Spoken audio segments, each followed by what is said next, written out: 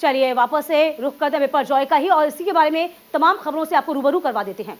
तो बिपरजॉय से शुरुआत। गुजरात के तट से टकराने के बाद चक्रवात बिपरजॉय बेहद खतरनाक हो गया है। ये तूफान तेजी के साथ सौराष्ट्र और कच्छ के इलाकों की आगे बढ़ रहा है। कच्छ के मांडवी इलाके में तूफानी हवाएं चल रही हैं। चक्रवात के चलते 125 किलोमीटर प्रति घंटे की रफ्तार से हवाएं चल रही हैं। बिपरजॉय तूफान गुजरात के 940 गांव से होता हुआ 13 किलोमीटर प्रति घंटे की रफ्तार से राजस्थान की ओर आगे बढ़ रहा है। इसके प्रभाव से उत्तरी गुजरात के पाटन, बनासकांठा में और तेज बारिश हो रही है। गुजरात के राहत आयुक्त आलोक पांडे ने बताया कि जिला प्रशासन आज प्रभावित क्षेत्रों का दौरा भी करेगा। उसके बाद नुकसान की वास्तविक जानकारी मिलेगी। अब तक जो इनपुट्स आए हुए हैं उसके अनुसार 22 लोग घायल हुए हैं। 23 पशुओं की मौत की खबर है, जबकि 524 पेड़ उखड़ गए।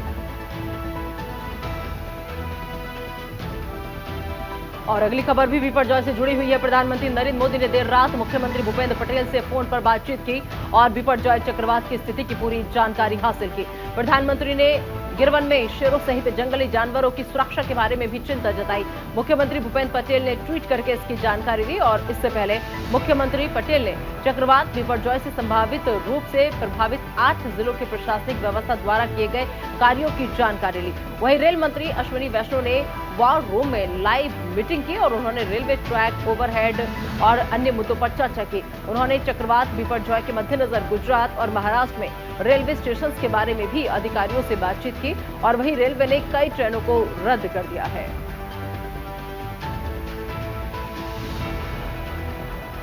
चलिए खबरों में अब बात करते हैं प्रधानमंत्री की वापस से। अगले हफ्ते प्रधानमंत्री मोदी एक बार फिर से अमेरिका जाने वाले हैं। इस दौरान भारत और अमेरिका के बीच कई ऐलान भी हो सकते हैं। पीएम मोदी का दौरा ऐतिहासिक हो सकता है। खुद अमेरिकी राष्ट्रपति जो बाइडेन प्रधानमंत्री मोदी की मेजबानी करेंगे।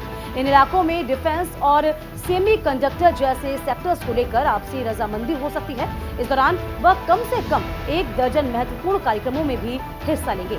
ये पीएम मोदी की अमेरिका की पहली राजकीय यात्रा है। आपको ये बता दें कि 21 जून को पीएम मोदी न्यूयॉर्क पहुंचेंगे और संयुक्त राष्ट्र संघ की बिल्डिंग के सामने अंतर्राष्ट्रीय योग दिवस के कार्यक्रम में शामिल होंगे। पीएम मोदी 21 जून को भारतीय समुदायों को भी संबोधित करेंगे। इसके बाद वॉशिंगटन डीसी जाएंगे, जहां राष्ट्रपति जो बाइडेन के साथ एक निजी रात्रि भोज में शामिल होने की संभावना है।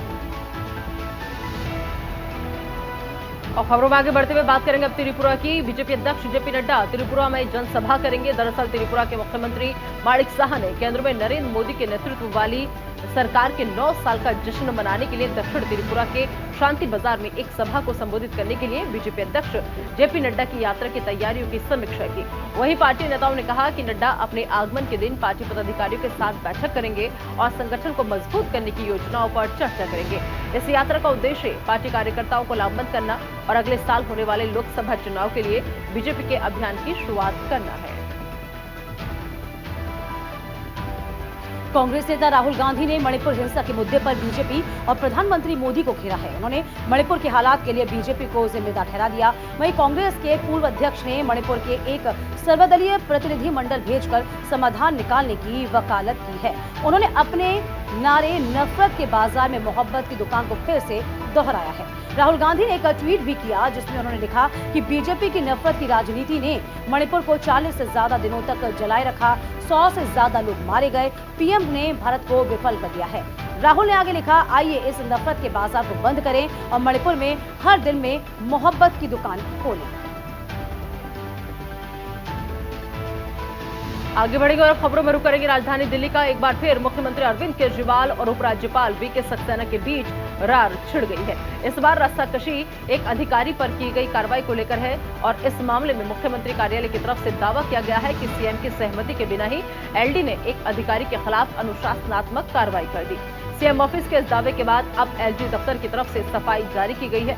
इसमें कहा गया है कि सीएम ऑफिस से जो दावे किए जा रहे हैं वो भ्रामक और आधे सच है। एलजी सचिवालय के एक अधिकारी ने कहा कि मुख्यमंत्री कार्यालय के आधिकारिक बयानों के रूप में झूठे और भ्रामक बयानों को जारी किया जाना चौंकाने वाला है। सीएम दफ्तर के दावे के विपरीत अध्यादेश के प्रभाव में आने के बाद पोस्टिंग या ट्रांसफर से संबंधित एक भी फाइल एलजी सचिवालय को नहीं मिली है। अगली खबर हरियाणा से है। हरियाणा में पंचायती राज संस्थाओं के करीब 2000 खाली पदों के 9 जुलाई को चुनाव करवाए जाएंगे। प्रदेश में चुनाव आयुक्त धनपत सिंह ने बताया है कि 9 जुलाई को सुबह 7 बजे से शाम 6 बजे के बीच 1983 सीटों पर वोटिंग होगी, जिसमें से 1958 पंच, 18 सरपंच, पंचायत समिति के 5 सदस्य और जिला परिषद के 2 सदस्य शामिल हैं। चुनाव को लेकर अधिसूचना भी जारी कर दी गई है। इसी के तहत 21 से 26 जून तक नामांकन पत्र दाखिल किए जाएंगे। 27 जून को नामांकन पत्रों की जांच की जाएगी। उम्मीदवार 28 जून को नामांकन वापस ले सकेंगे। उसी दिन यानी कि 28 जून को दोपहर 3 बजे के बाद चुनाव चिन्ह आवंटित भी होंगे। चुनाव लड़ने वाले उम्मीदवारों की जो लिस्ट है 28 जून को जारी की जाएगी। और अब बात उत्तर प्रदेश की। यूपी के मुख्यमंत्री योगी आदित्यनाथ आज सोनभद्र जाएंगे और यहां उरमोरा स्थित डाइट परिसर में जनसभा को संबोधित करेंगे। इस दौरान वो विकास की कई परियोजनाओं का लोकार्पण और शिलान्यास भी करेंगे।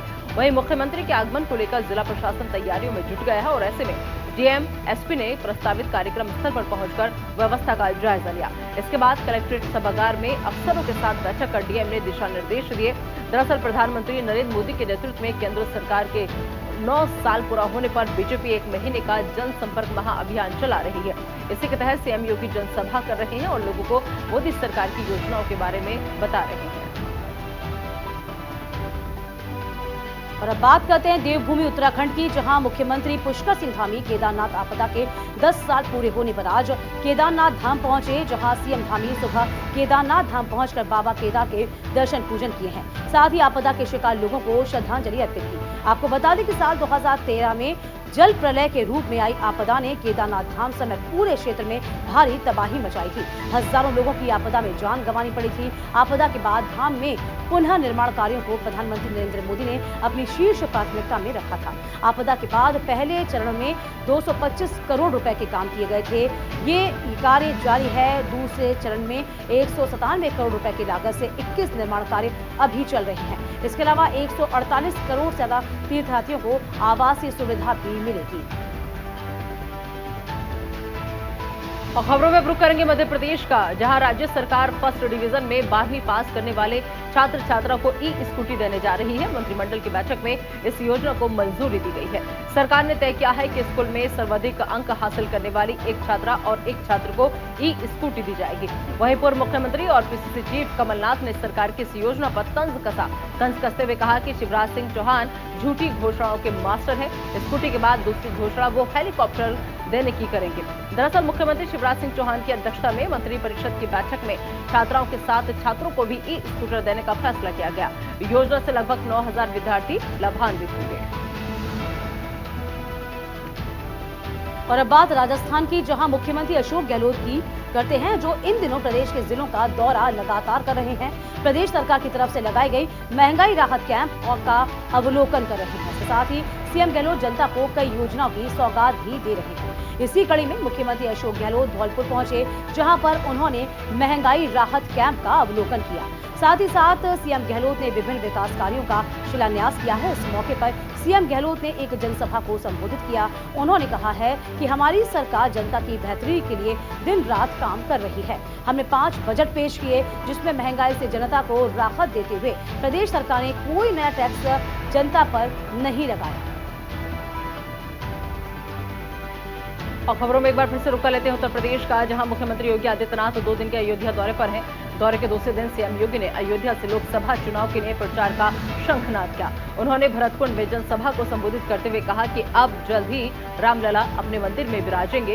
इस दौरान सीएम योगी ने न सिर्फ मोदी सरकार की 9 साल की उपलब्धियां गिनाई, बल्कि विपक्षी दलों पर भी जमकर निशाना साधा। उन्होंने कहा कि पहले लोग अयोध्या का नाम लेने में संकोच करते थे, लेकिन अब अयोध्या त्रेता युग की याद दिला रहा है। हमने यहाँ सूरजकुंड की तस्वीर बदल दी, जो कभी वीरान हुआ करता था। उन्होंने तंज कसते हुए ये भी कहा कि अयोध्या के विकास से कुछ लोग दुखी हैं। मुख्यमंत्री ने आगे कहा कि अयोध्या दीपोत्सव के बाद दिव्य राम मंदिर के गर्भगृह में रामलला की स्थापना के लिए तैयारियां शुरू कर दी जाएंगी।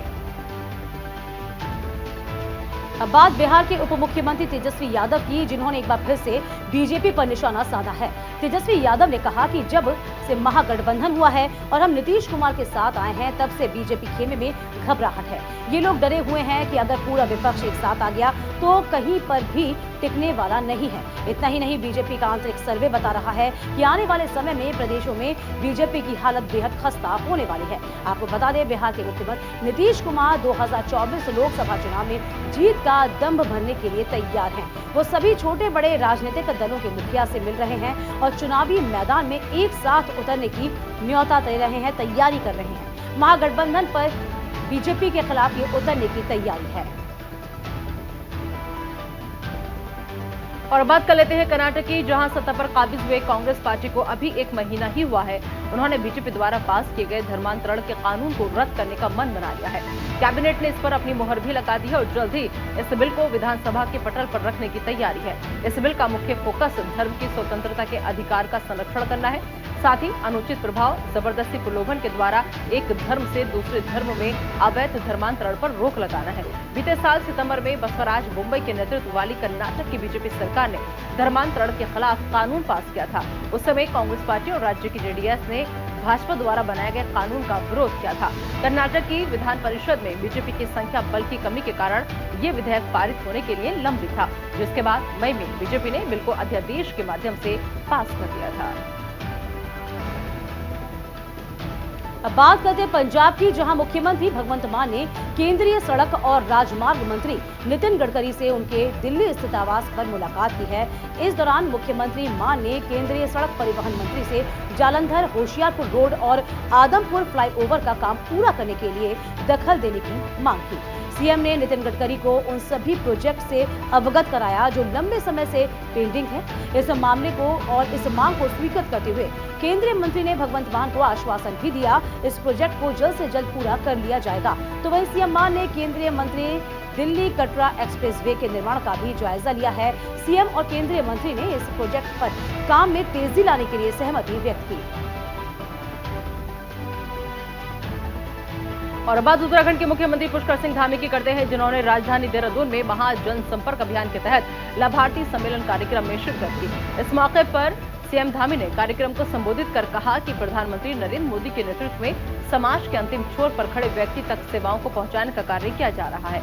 पीएम मोदी के नेतृत्व में पिछले 9 सालों में देश ने सभी क्षेत्रों में अभूतपूर्व रूप से प्रगति की है और इसी का परिणाम है कि आज सारी दुनिया हमारे देश के प्रधानमंत्री नरेंद्र मोदी का लोहा मान रही है। पहले के समय में गरीबों को योजना का लाभ पाने के लिए सरकारी दफ्तरों का चक्कर काटना पड़ता था, लेकिन अब योजनाओं का लाभ आम जनता को आसानी से मिले, इसके लिए सभी प्रक्रियाओं में सरलीकरण किया गया है।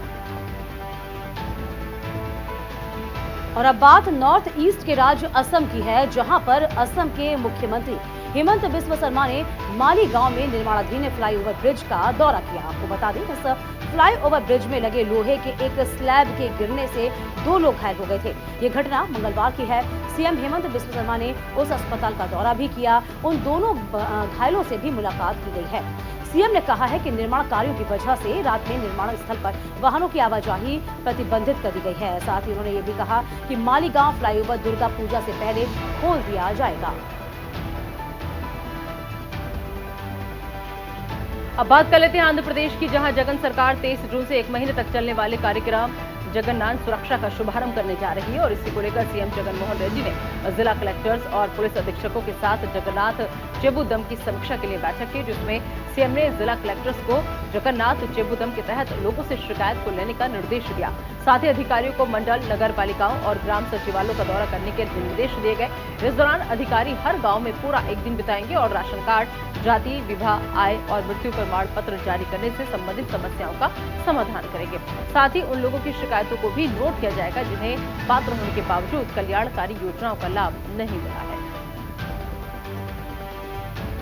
तेलंगाना के सीएम के चंद्रशेखर राव ने महाराष्ट्र के विदर्भ में अपनी पार्टी के पहले कार्यालय का उद्घाटन नागपुर में किया है। सीएम केसीआर ने कहा कि बीआरएस तेलंगाना के अलावा अन्य राज्यों में भी अपना जनाधार बढ़ाने की कोशिश कर रही है। इसके साथ उन्होंने कहा कि अपनी पार्टी को राष्ट्रीय स्तर पर ले जाना चाहते हैं और इसी कारण से पार्टी का विस्तार किया जा रहा है।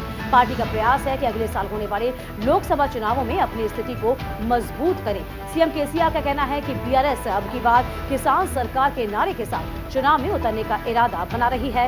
ये भी बता दें कि विदर्भ के लिए बीआरएस सदस्यों ने नागपुर कार्यालय के उद्घाटन में केसीआर की उपस्थिति के साथ ही साथ अन्य कार्यक्रम भी आयोजित किए। अब बात करेंगे तमिलनाडु की, जहां मुख्यमंत्री एमके स्टालिन ने अपनी सरकार में कैबिनेट मंत्री सेंथिल बालाजी के खिलाफ ईडी के छापे को लेकर बीजेपी पर पलटवार किया। स्टालिन ने कहा कि बीजेपी उन लोगों को पिछले दरवाजे से डराने धमकाने में लिप्त है जिनका वो राजनीतिक रूप से सामना नहीं कर पाती। लोग बीजेपी को डराने धमकाने की राजनीति देख रहे हैं। सीएम ने राज्य सचिवालय पर ईडी के छापे की निंदा करते हुए इसे संघवाद पर धब्बा बताया है। सीएम स्टालिन ने कहा कि ये मायने नहीं रखता कि छापेमारी किस पर की गई है, लेकिन ये मायने रखता है कि छापेमारी कहां की गई है। सचिवालय में छापेमारी करना संघीय ढांचे के खिलाफ है। बता दें कि ईडी ने धन शोधन के एक मामले की जांच के दौरान तमिलनाडु के बिजली मंत्री वी सेंथिल बालाजी और कुछ अन्य लोगों के परिसरों पर छापेमारी की थी। चलिए इसी के साथ नेशननेट 9 में अभी के लिए बस इतना ही। वक्त छोटे से ब्रेक का, लेकिन ब्रेक के उस पर भी खबरों का सिलसिला लगातार जारी है।